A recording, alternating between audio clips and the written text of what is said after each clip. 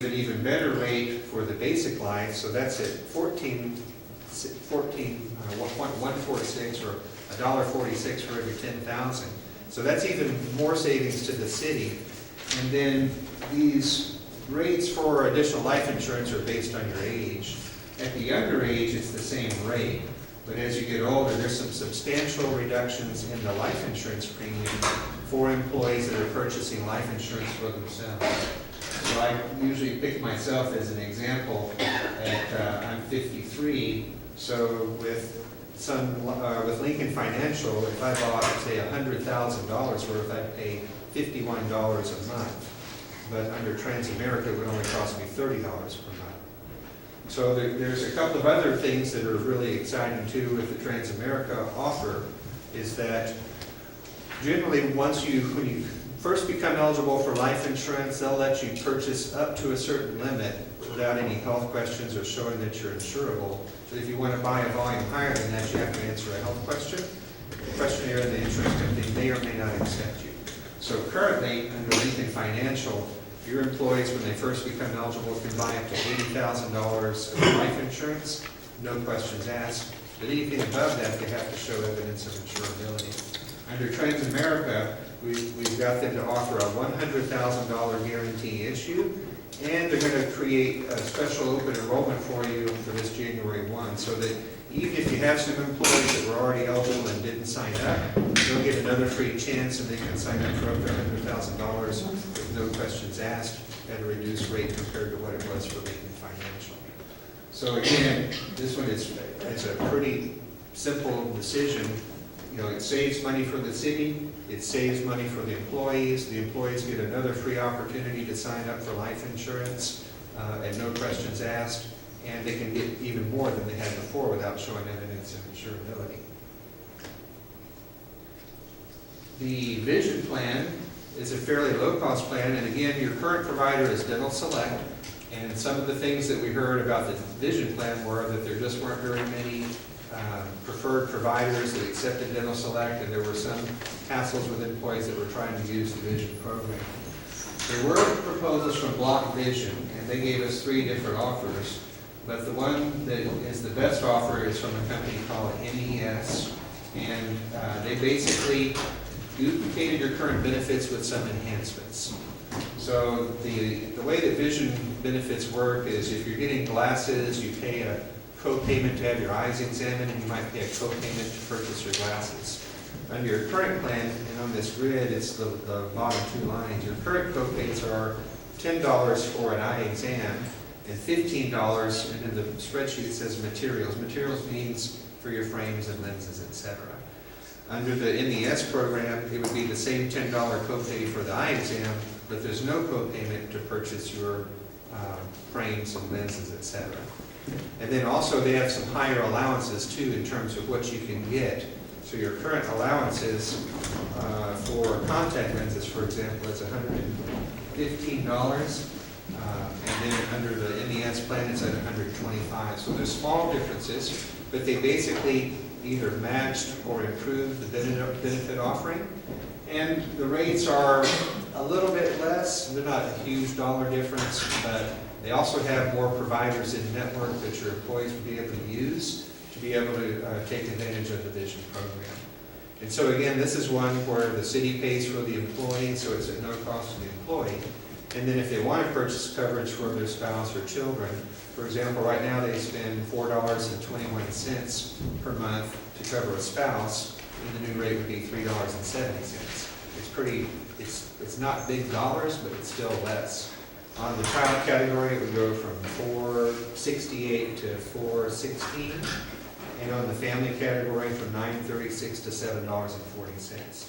So again, there's a slight reduction to the city side of the cost. There's a good reduction to the employee cost, and they gain some benefits and more providers to pick from on the vision plan.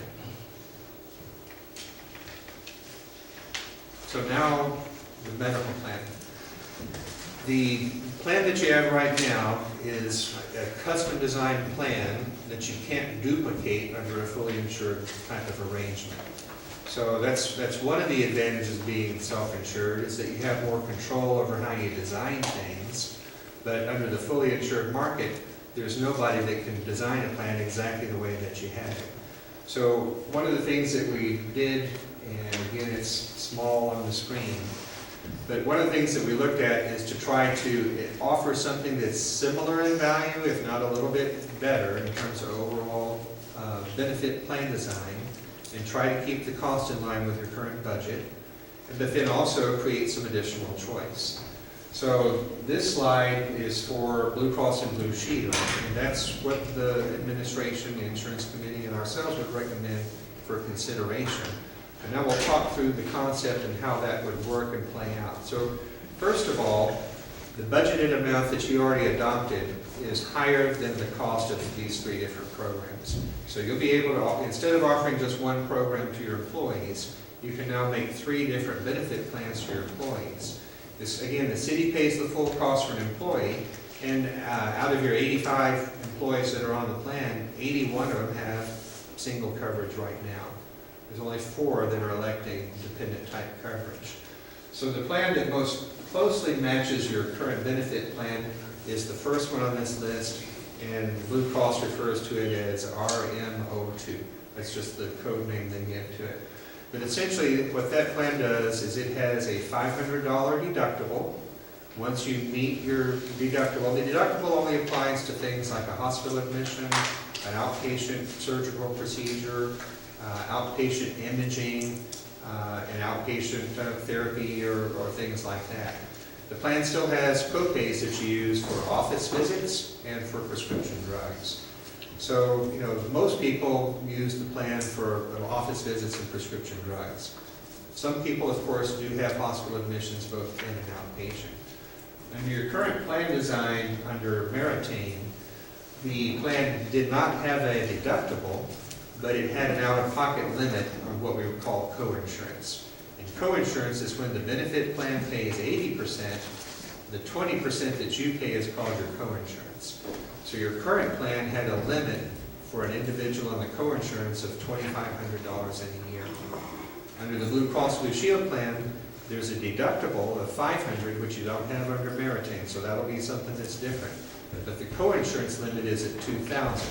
So in a worst case scenario, if somebody had an expensive hospital admission or a lot of surgical procedures, that upper limit of the amount of money that comes out of their pocket, not counting the copays for doctors and drugs, is the same at $2,500 under the Blue Cross and Blue Shield plan as it is under the Meritain plan.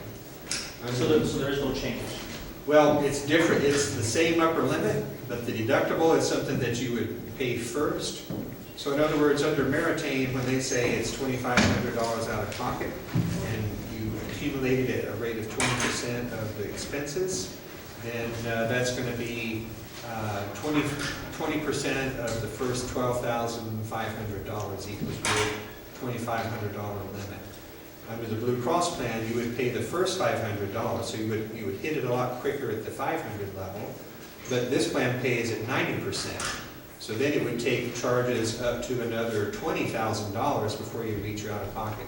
So in the first stage, you pay a little bit more, but then it kind of slows down. Once you get over $20,500, then you're at 100% benefit under this plan.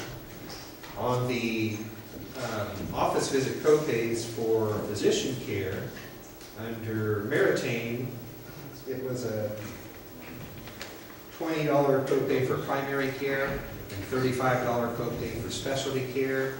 Under the Blue Cross plan, it'll be a $15 copay, whether it's primary care or specialty care. So that will be, that'll be something that would be a better benefit. On the prescription drugs, and prescription drugs are your highest frequency claim. That's the one that people use the most. Almost everybody buys at least one prescription drug sometime during the year. Your current copays are $0 for generic, $25 for preferred brand drugs, and $40 for non-preferred brand drugs. Under Blue Cross Blue Shield, it would be $15 for generic, so that's higher. The generic drugs are usually pretty cheap. They rarely cost even more than $15. If your generic drug only costs $5, you just pay $5. You wouldn't pay $15, obviously, for something that only costs $5. For the preferred brand drugs, it's $30, so that's a slight increase. And for the non-preferred drugs, it's $45, so that's a slight increase. But that's the plan that came closest to matching what you have under Meritain. Now, the payroll deductions are pretty close. In the case of an employee spouse, it's a little bit higher right now than what you pay for an employee spouse. And for the employee family, it is, I'm going to look at my paper, it's easier than the screen.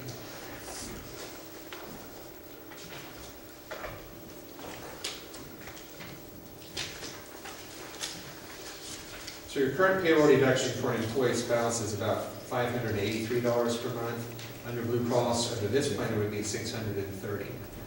For employee and children, they currently have 2 people that are covering just their spouse. For employee and children category, you only have 1 person in that category right now, and they're paying $457 a month. And under Blue Cross, it would be $388. So that's a substantial reduction for people to be able to cover their kids. So hopefully, and you'll see when we talk about the other plans, there'll be even lower cost options for covering your dependents. So I'm a firm believer that if you're in a family and you've got a limited budget, at least cover your kids. And so these plans will be conducive to people being able to add more affordable coverage for their kids. In the employee and family category, that means you're covering both your spouse and your children, and you have 1 person currently that's doing that. And the current payroll deduction amount on your current plan is $994.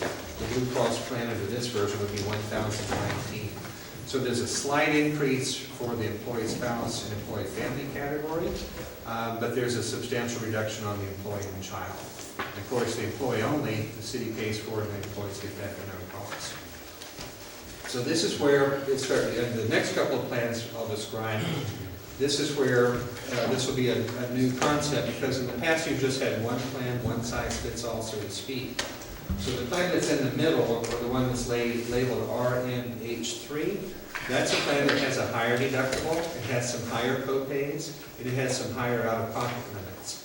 And later on, I've got a grid with big numbers that'll be easier to see, so you can see kind of how these plans compare in cost. But the concept here, that plan costs less for the employee only. So the city has budgeted more than the cost of even the base plan. And then right now, this first plan we described, the cost of the city is $485.32 per employee per month. This metal plan with a higher deductible only costs $411.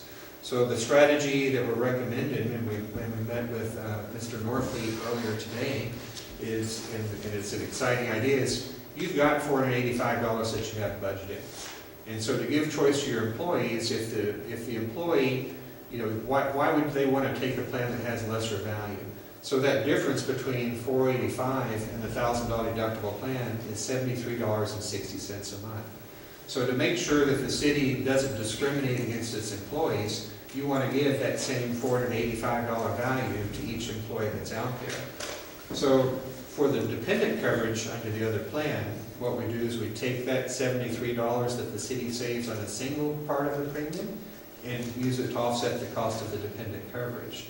So under that one, granted it has a higher deductible and some higher co-pays and higher out-of-pocket limits, but those deductibles only come into play if you have a hospital admission or you're having some outpatient surgeries. If you're in a category where you want to have some insurance coverage for your family, but you can't afford, the premiums in the base plan, the one that you've had traditionally, and you're in pretty good health, but every now and then your kids need to go in for office checkups, or they get the flu, or they get something at school, or something like that, or you occasionally need to buy prescription drugs, the deductible never comes into play.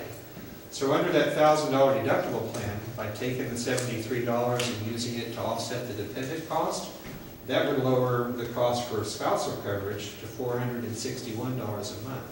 So that's about $120 a month less than what they're paying right now to cover their spouse. In the child category, it would drop it to $255. That's $200 a month less than what you're paying right now. And then for people in the family category, it would be at $791. That's about $200 a month less than what you're paying right now. So what you've done without increasing any budget cost to the city, or the city assuming any risk, is you've created an option for somebody that has a limited budget but still wants to get insurance to be able to cover their dependent children. Now, clearly, an employee who's single or going to sign up for single coverage will take the plan with the better benefits. So this middle plan is really an option that's designed to help out people on limited budgets to be able to cover their dependents. The third one is a high deductible health plan with a health savings account. I have another slide that explains that in a little more detail. And basically, this is a pretty easy benefit plan to explain. It doesn't sound very good when you first hear it, but when you look at some of the other slides, maybe it will start to click, and some people may want to go in this direction. So again, this plan only costs $373 when your employer contribution is to $485. So under this approach, instead of taking that extra money and lowering the dependent cost, the strategy here would be for the city to provide that same value to the employee, but instead of sending this money off to Blue Cross to pay a premium, it would go into a health savings account that the employee can use to pay for their share of the deductible. This plan has a $2,500 deductible per person and a $5,000 limit per family. There are no co-pays for office visits. There are no co-pays for prescription drugs. Preventive care under all these plans is covered at 100% without any co-pays or deductibles or anything like that. But under this last plan, essentially you pay the first $2,500. When you reach $2,500, then the benefit plan pays 100% for the rest of the year. So in essence, this plan, I would say it's an easy decision for somebody that doesn't use it at all, or somebody that knows they're going to have a lot of expenses. Because even under that first plan, it's a $2,500 out-of-pocket limit per individual, and under the high deductible plan, it's a $2,500 out-of-pocket limit. It's just that you're going to hit it right away under the high deductible plan. But we'll talk more about how the savings account helps make that look more attractive in just a moment. The payroll deductions for that one are $455 for your spouse, so that's about $130 a month less than the current rate. It's $298 for children, which is about $160 less than the current rate. And it's $784 for family coverage, which is nearly $200 difference again for the family part. So you're not going to force anybody to do anything they don't want to, but you're giving them choice. As far as the city's concerned, it's the same $485 contribution, no matter what you pick. Do you have any questions before I keep going? I do. Okay. So, in essence, what you're going to do is you're going to offer Blue Cross Blue Shield, the RM03. I'm showing here. RM02. Yeah. Well, on our paperwork it says 03. We got it separate. Oh, okay. We got another sheet. Oh, okay. And that'll be offered to all the employees, but for their children or spouses, they'll have a choice amongst the three. Actually, the family has to stay together. So if you want Plan 2, everybody has to take one the same time. Including the employee. You can't have the employee over here and the dependents over there. Okay. They all have to stay together. So when they come in to pick, they're going to pick one of those three. So they're going to have the three options presented to them, Right. and they just, if they're going with the family, and they'll pick for themselves and the family which one they want to go with. Correct. And so again, and I don't know how many of your 81 people that just have single coverage have dependents. I imagine there's got to be quite a few. Yeah, they're not on it because it's horrible insurance. Right. And I'm a little disappointed that I don't see substantial increases in the coverage that we're offering to our employees. Your coverage is actually pretty good in terms of the benefit plan that you offer right now. In fact, it's so good that none of the insurance companies want to offer a plan like that. So, but the consequences of it are, without getting too distracted, is that under your self-insured plan, you're assuming, you meaning the city is assuming a higher level of risk. So when I see, when you have urgent care here, for instance, $40 for urgent care, that means going into an emergency room?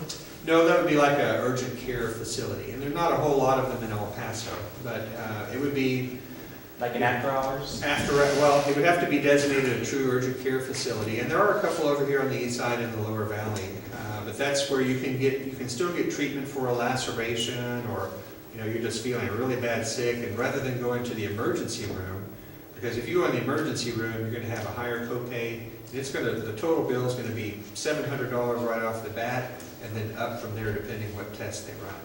And so if it's not a true life-threatening emergency, but it's more urgent type of situation, because they can set some broken bones and they can sew up lacerations, or they can treat, a chronic onset of the flu and things like that. And certainly if they can't treat you, then they'll go ahead and refer you off to an emergency room.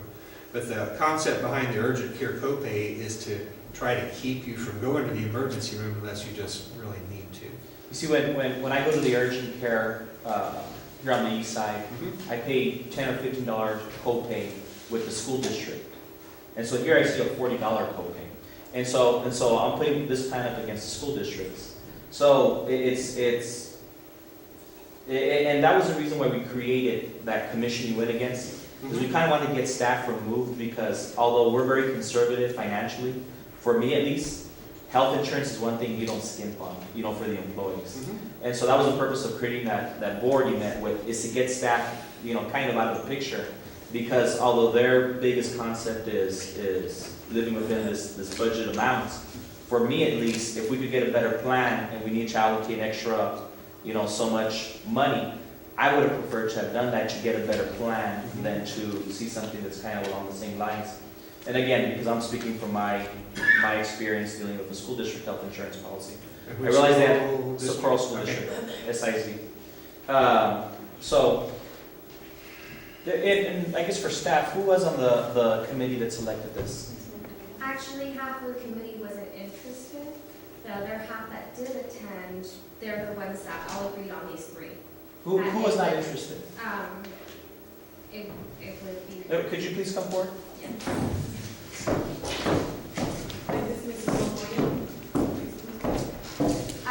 The First one, of all, tell me who was on the committee that met on this final one.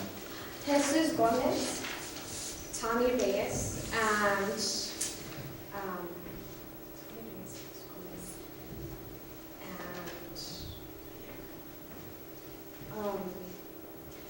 So there was three? Mr. Fuentes, Mr. Solano, and I cannot remember the individual. They're forgettable. I just saw them yesterday. I can't remember. Sergio Torres was there as well, but So you named 6 names, so 6 out of 8 seems well, pretty good actually, for a the committee. other ones said that they didn't really understand it, so they weren't really interested in it. But as far as the ones that did decide, So they were there. they were there, but they didn't really contribute much. So you had 6 employees that were there Yes. on the committee? Yes. Okay.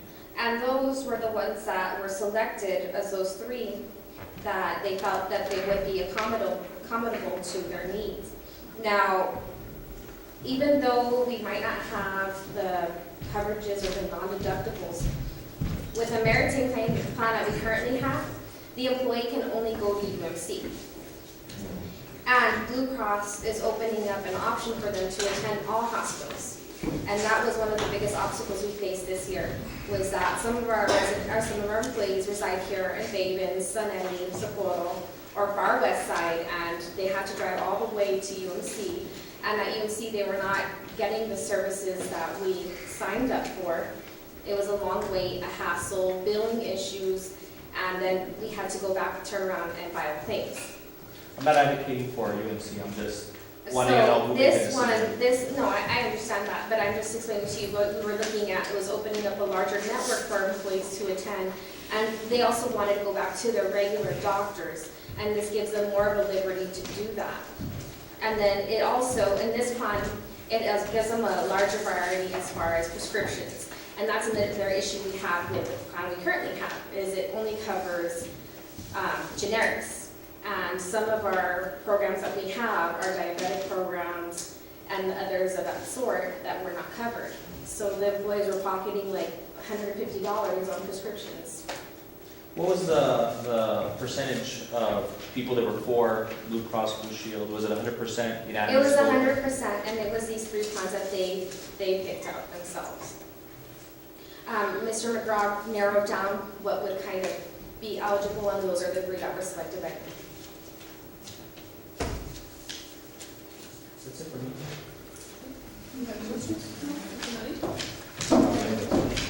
So, to kind of follow up on your comments and thoughts, and I would agree, I like good benefit plans too.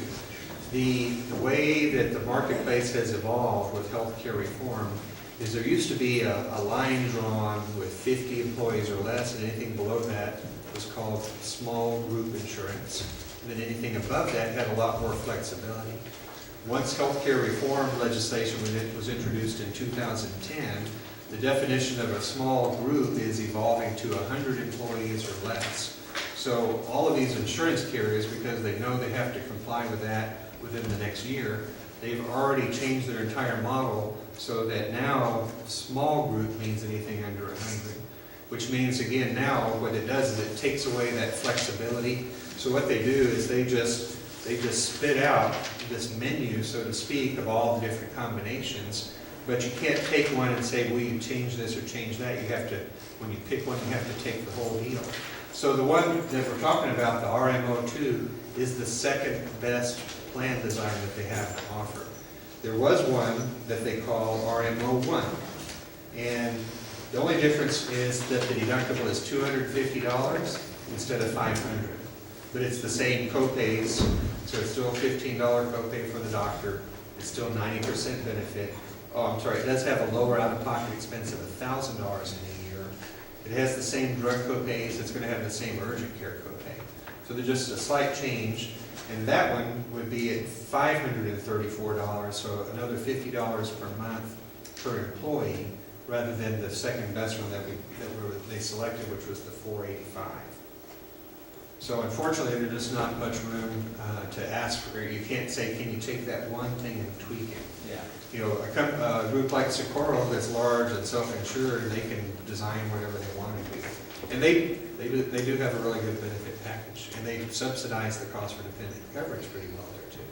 So you're asking us to approve Blue Cross Blue Shield, and then you'll take these three options to the employees and those. Right, we would take them out and explain it, and recognize too that, you know, in your open enrollment meetings, which are going to start on Monday at 7 o'clock, so we're going to ramp up quickly to be out there in front of them. But the average employee spends less than 15 minutes making a decision like this. This time around, it's going to be more important for them to listen closely, especially if they have an interest in covering their dependents. If they just want to cover themselves, it's pretty much easy. Take the best plan, it's free, sign here, move on to your next decision.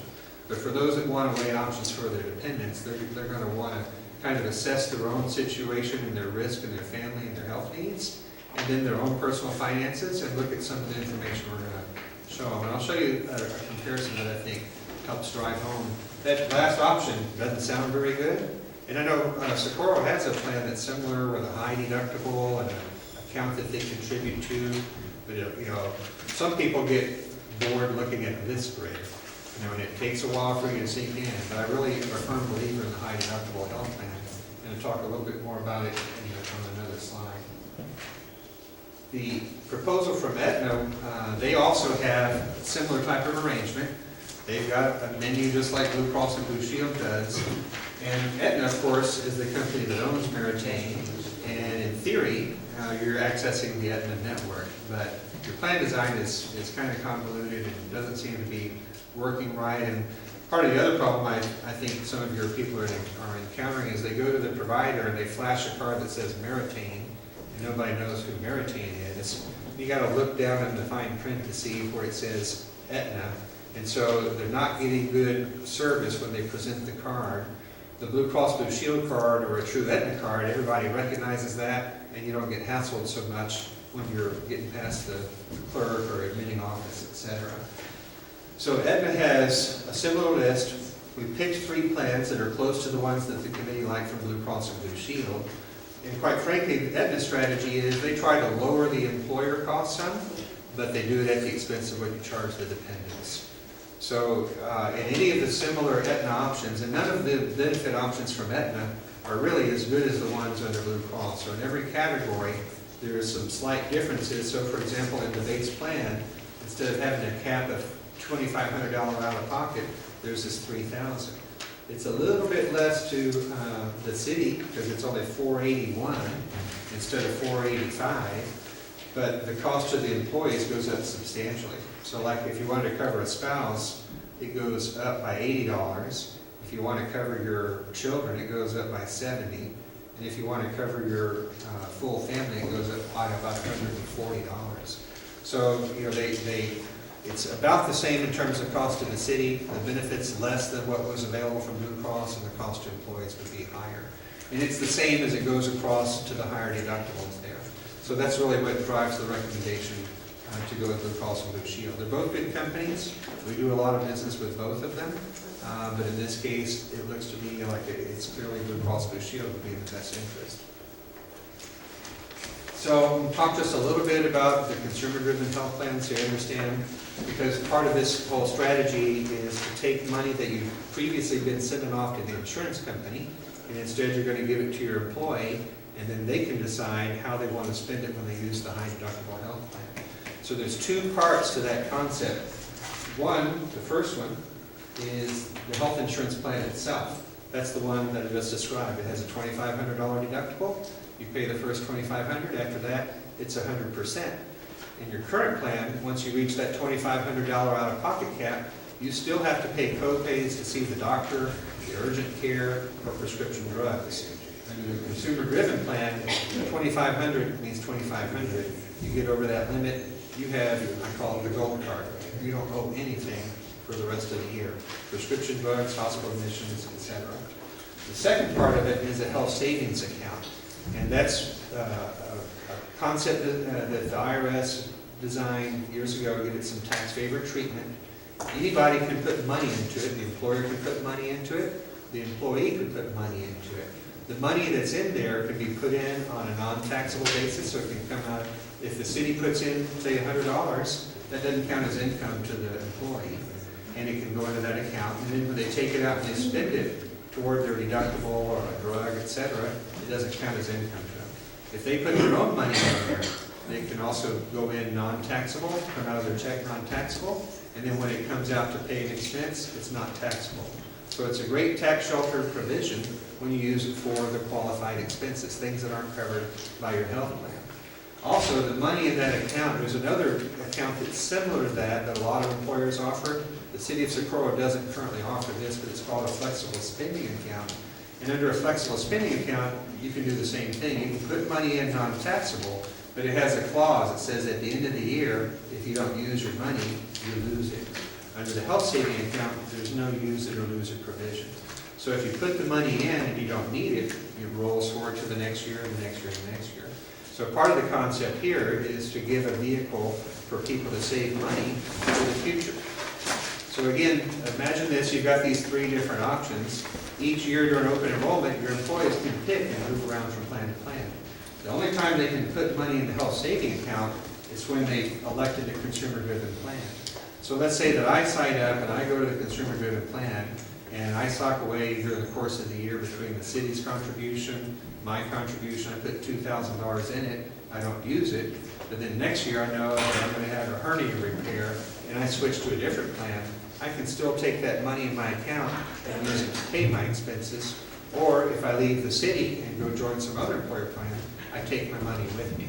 So it's a good way to put more control into the hands of the employee if they want to use that plan.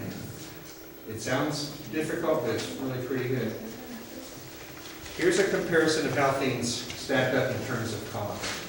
So in this grid, I've got the three different plans from Blue Cross and Blue Shield, and this top part of the grid says, you know, this is what it's going to cost me if I cover myself, my spouse, my child, or family in a year under any one of these plans. So this is kind of staggering. Of course, it doesn't cost the employee anything because the city pays for that.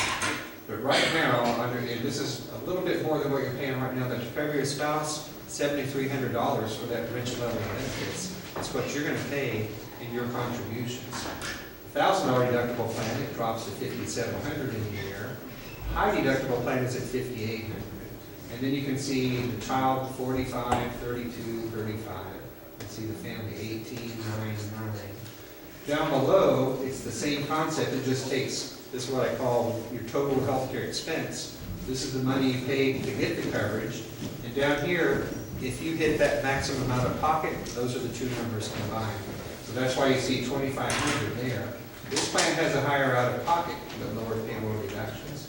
But this shows you more or less a worst case scenario. So worst case scenario for, let's say, employee and spouse, because you have two, is $12,000 in a year, $13,000 in this middle plan, but only $10,000 under the high deductible. Now, with the money that the city would redirect from having sent to Blue Cross for the employee premium and putting it into the health saving account, then their total out-of-pocket expense at $100 a month would be just $1,300. So worst case scenario there, it costs you nothing if you don't have any claims. And if you totally max it out, this one would only cost an individual $1,300. Whereas over here, it's going to be $2,500 plus however much more you pay on co-pays. So again, this one is good if you don't use it, and this one is good if you use it a lot. And then you can see the same thing on employee spouse. So the two people, worst case scenario right now, could be out of pocket, total expense $12,000 in a year. Over here, it would only be $9,600. And then here, 12,000 versus 7, 19,000 versus 6. So there's a lot of merit to paying attention. The most common objection that people have to this is they're concerned that what happens if in the very first month I go in the hospital, am I going to owe $2,500? The answer is yes. But there's also a misconception that over here that they might not. If you go into the hospital and you stay a week, you're going to owe $2,500 over here too. Because it doesn't take long to rack up a $20,000 bill inside the hospital. You can do that pretty easy. If you have complications with newborns or serious accidents, cancer treatment, you hit this pretty fast under any one of them. But I recognize, I've explained this to a lot of people, I recognize that this just kind of looks scary. Everybody knows what deductible is, but once you understand it, if you discipline yourself to put the money, some additional money aside, and you don't use it, then you have this budget that rolls over year to year, and it can actually start to help in the future years. So think about this. This person here with family coverage would spend $4,500 a year, but if they took this plan, only $35,000. If they were willing to spend $45,000 and they picked one that only costs $35,000, that's another $1,000. That's just for the children category. That's another $1,000 a month that if they put that into that account, that they have to pay for doctor office visits and prescription drugs. So we're not trying to force anybody to do anything they're not comfortable with, but want to try to create options for your employees to pick. So even Socorro ISD has multiple benefit plan options that employees can pick from. The county has 3 similar options. The city of El Paso has 3 options. The Isleta School District has 3 options. The San Elizario School District has 3 options. Clint ISD has 4 options. So in the past, you've only had 1. So this is going to be able to get you to where you can offer choice. It's still within your budget. It's going to be fully insured. And it just really helps leapfrog you up to the same level as some of your peers in terms of your benefit offering. Sounds good. So there were a couple of other products too. You offer some voluntary insurance to employees that's available through Aetna, which is really underwritten by Allstate. Those aren't on any benefit summaries because they're difficult to compare. That would be your critical illness plan and your accident plan. There's not a lot of employees that participate on that, but your staff has had a huge headache on billing and administration, and it's just not very conducive or benefit friendly. 2 companies provided proposals to replace that. One was Transamerica and the other one was Aflac. None of these companies structure their benefit plans where you can lay them out on a grid and say apples to apples going across the board. But in terms of the core benefit for critical illness, where they're going to pay you up to $10,000 or $20,000 or $30,000 if you're diagnosed with cancer, you have a heart attack or stroke or things like that, they're all essentially the same and they offer about the same premium, and employees pay all this at their own expense.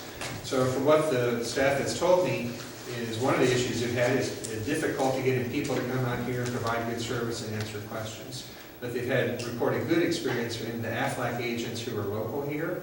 Aflac's a good company. Their product offering is comparable to what you offer through Aetna and Allstate, and it's comparable to what's offered through Transamerica. You're already doing business with Aflac.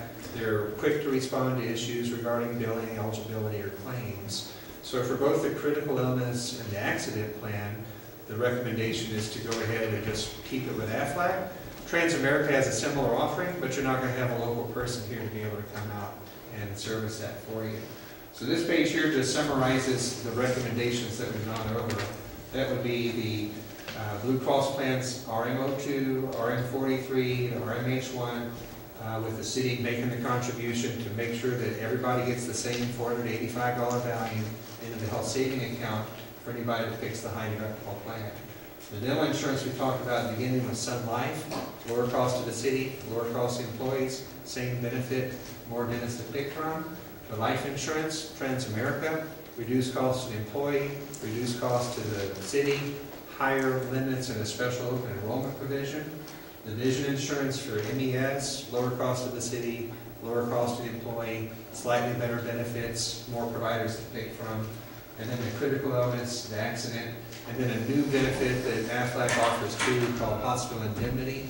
For anybody that wants it at their own expense, that's just a benefit where if you do go in the hospital, they'll pay you $250, $500 a day while you're in there. It's just referred to as hospital indemnity coverage. So that last category is all at the employee's expense. And those would be the recommendations from the committee, and we concur with that too. So again, the open enrollment is scheduled to start on December the 10th. And then just wanted to give a quick blurb too about the transition. This has been a really fast-paced project. Excited to be able to come in and give you good news essentially across the board. I know there's limited flexibility on the medical plan, but everything has come in to be at least comparable to what you had, if not better, and in most cases at some additional choices and lower cost. But one of the ramifications of this is we're going to start meeting with people on Monday, start telling them the program, and they're going to have until Friday to make a decision, turn their paperwork back in. That means the following week, we'll go through it, we'll chase down missing paperwork, and then we'll get it all submitted to the carriers. Once the carriers receive it, they've got to input it into their system, they've got to create all the things they do to make their benefit plan work, then they've got to print the identification cards, and they've got to mail them back to you. So it's not likely that your employees are going to have a new ID card by January the 1st. And essentially, the city is going to shut down for the holidays too, that last week of December as you go through Christmas rolling up toward New Year's. So we'll be sure to explain that to employees, but I want to explain it to you because some of them may come to you. During the orientation and education enrollment process, we're going to encourage them, especially on prescription drugs, because that's, again, the most frequently used benefit, is to go ahead and get all your prescriptions refilled. One of the things that is kind of a nice luxury in a self-insured plan is you get to control those decisions. Right now, even though it sounds like your pharmacy benefit manager is kind of a pain to work with, one of the things that we can do, and we've already started the progress in anticipation of the transition, so we can call ScriptCare, that's the company, and there's a process with prescription drugs where you can't just go back and refill it too early. You have to wait until, if you have a 30-day supply, you got to wait till you're like a week away from the refill date to be able to refill it. But people may not be, they may be 3 or 4 days away from doing that. So what we would propose doing is we'll contact ScriptCare and tell them, turn that feature off. It may cost a little bit more money to the city because you actually pay the cost of these claims, but you don't want your employees not taking their diabetic medication or their blood pressure medication or things like that. You want them to be able to stock up because it might be the second week of January before they actually get their ID card, and you're going to need that to make it work at the pharmacy. If you have a person that goes to the pharmacy and they didn't stock up, they can pay for it out of pocket. Once things are set up, there'll be a procedure where they can file a claim and get reimbursed as if they had used it. But we're going to counsel them ahead of time. Now, be thinking ahead of time what you need to do. We'll make it easy for them to get their prescription drugs so they can be set to do that. If they have to go to a hospital or see a doctor, that's going to be a little bit trickier. So we'll be on standby at our office that if that situation happens, they can contact us, and then we'll contact the appropriate people at Blue Cross to call the provider and vouch for them and make sure that they can get in there. The other thing too is that your plan is a self-insured plan, and at some point, probably about the end of March, we need to get all of your claims that have been incurred but not filed. We need to get those turned in to Meritain and get them processed and get them cleaned up. So we'll be reminding employees, if you know you have some outstanding claims, you either need to file it or you need to call your doctor or your hospital and tell them to get it in there. Because once it gets past 90 days into 2013, it's going to be difficult to get that claim paid. So the plan is RM02 or RM03? RM02 is the higher benefit plan. Okay. Just making sure. You done? Any other questions? All right, thank you. I make a motion to move up item number 16 at this time, which pertains to this. Item what? Number 16. Mr. Madrid? Yes. Ms. Reyes? Mr. Ganga? Yes. Motion passes. Thank you for your presentation, Mrs. Reynoso, and your time very good. Thank you. And if I could, there are a couple of technical things here. Mr. McGraw mentioned to you that none of the bidders submitted the medical insurance element of their plan on time. If that was going to happen in a substantial way, that's the best way for it to happen, because if someone had submitted them, then we'd have a real problem. But since no one submitted them, you would have the option of waiving the formality of that submission date as a formality and accepting those that have been submitted since that time. The information before you has a set of certifications by Mr. McGraw and your staff that they have not shared any of that information with the other companies so as to in any way compromise the bidding process or the competitive process of the bidding.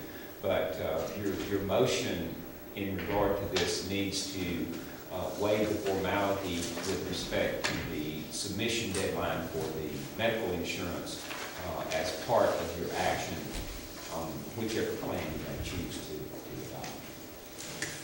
Mr. Ganga. So, I make a motion.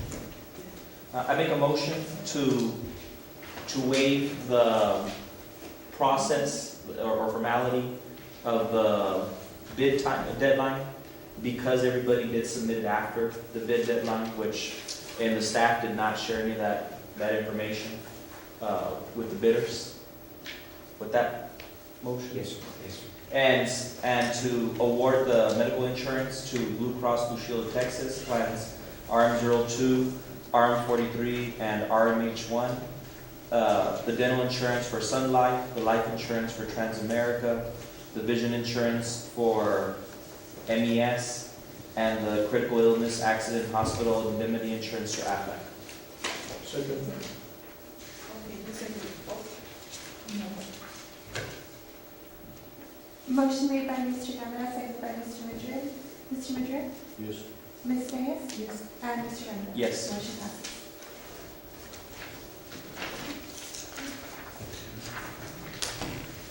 We go back to item 9. Public hearings.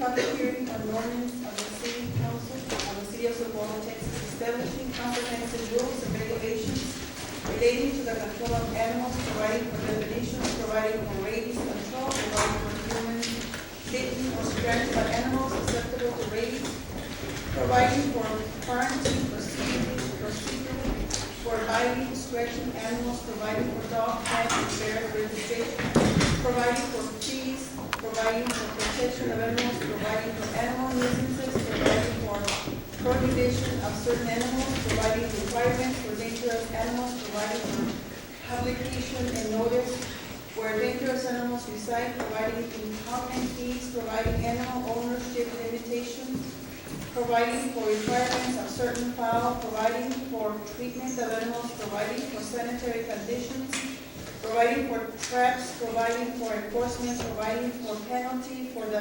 violation of this ordinance, providing for injunctive relief, providing for exemption of city officials from liability, repealing inconsistent regulations, providing for savings, repealing and severability clauses, providing for an effective date, and providing for the publication of the caption thereof. This public hearing is open at 8:30. Is there anybody that would like to comment on the public hearing? Gentlemen? Okay. This public hearing is closed at 8:30. Make a motion to move item number 17 at this time? Do you hear a second? Second. Mr. Madrid? Yes. Ms. Reyes? Yes. Mr. Rivera? Yes. Motion passes.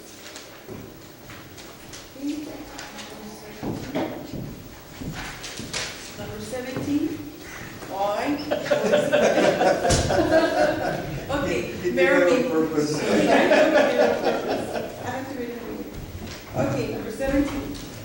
Second reading and adoption on an ordinance of the City Council of the City of Socorro, Texas, establishing comprehensive rules and regulations relating to the control of animals, providing for the definitions, providing for rabies control, providing for humans bitten or scratched by animals susceptible to rabies, providing for quarantine procedure, providing scratching animals, providing for dog, cat, and ferret registration, providing for fees, providing for protection of animals, providing for animal nuisances, providing for prohibition of certain animals, providing requirements for dangerous animals, providing for publication and notice for dangerous animals reside, providing for impoundment fees, providing animal ownership, dangerous animals reside, for dangerous animals reside, providing impoundment fees, providing animal ownership limitation, providing for requirements of certain fowl, providing for treatment of animals, providing for sanitary conditions, providing for traps, providing for enforcement, providing for a penalty for the violation of this ordinance, providing for injunctive relief, providing for exemptions of city officials from liability, repealing or repealing inconsistent regulations, providing for savings, repealing and severability clauses, providing for an effective date, and providing for the publication for the exception thereof. Motion, please? I would like to state Yes, Ms. Randall. that, I read very well. I mean, I have to commend Mr. Madrid on this issue. Mr. Madrid brought this to City Council about 2 weeks ago, and actually months before that, he had brought it to City Council. He had been working with the city attorney to bring this ordinance to light. It's a very thorough and a very extensive ordinance, but and again, I know the introduction was under your name, Mr. Madrid.